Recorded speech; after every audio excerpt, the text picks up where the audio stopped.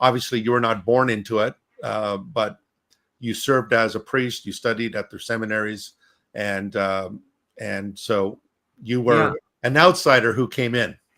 Yeah, I was taken in by the rhetoric, and the Eastern Orthodox, and this is a fact, that it's a total cacophony of what's believed in the Eastern Orthodox Church.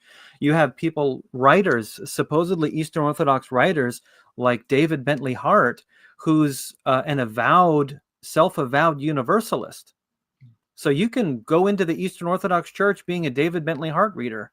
You could go into by reading translations of Sergei Bulgakov's works. He's condemned by councils in the early 20th century, and so I think it was the early 20th century. And so, but a person could read their way into the Eastern Orthodox Church that way. So when a person asks, what is Eastern Orthodox theology? No one really knows. They'll tell you the fathers, and it's unchanged, as if the fathers are all in lockstep agreement with each other. But it's actually factually not the case. So as long as your theology ends up, if you're in the Eastern Orthodox Church, as long as your theology ends up being thumbs up Eastern Orthodoxy, almost no one will challenge you.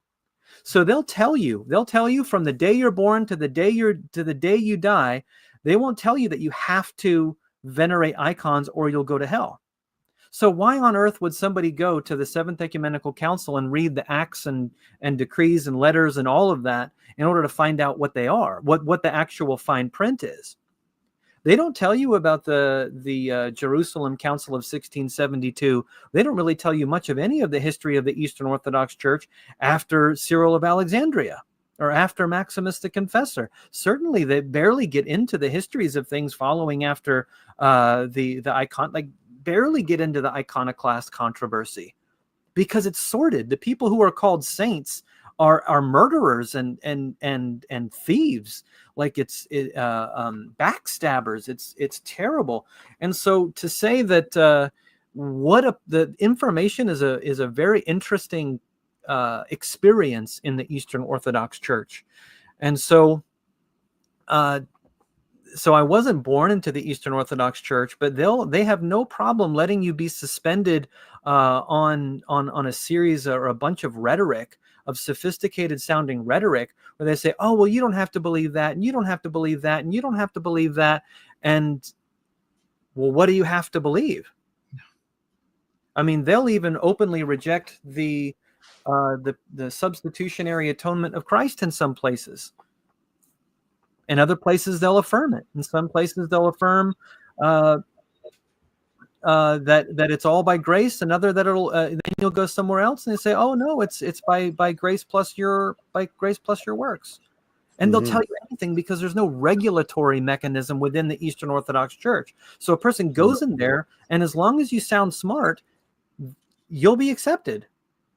And as long as you end up with a thumbs up on Eastern Orthodoxy, people will be like, oh, that's cool. So if you read in the Akathist hymn to the Theotokos, where it calls her the propitiation of the whole world, literally describes her as the propitiation for the world. She's the one who turns away God's wrath.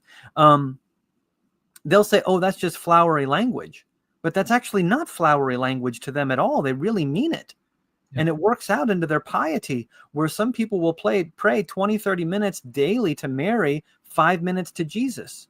But then when you get into the councils in the 14th century for Gregory Palamas, and you find out the canonized theology of Gregory Palamas, because 4 councils affirmed his hesychastic theology. They actually affirmed all of his writings and all of his thinking.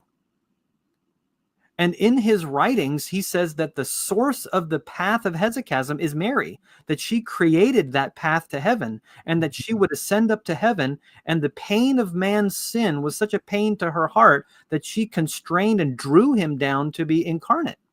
Now, where do you find that in Scripture? You don't find that in the Church Fathers either, but you have this Mariological hesychasm that's actually a part of the canonical tradition, the universally authoritative canonical tradition, that the scholars, they don't know what to do with it. So they try to say, you don't have to believe it. Oh, we don't go this, we don't do this. Oh, and they poo-poo it all the time.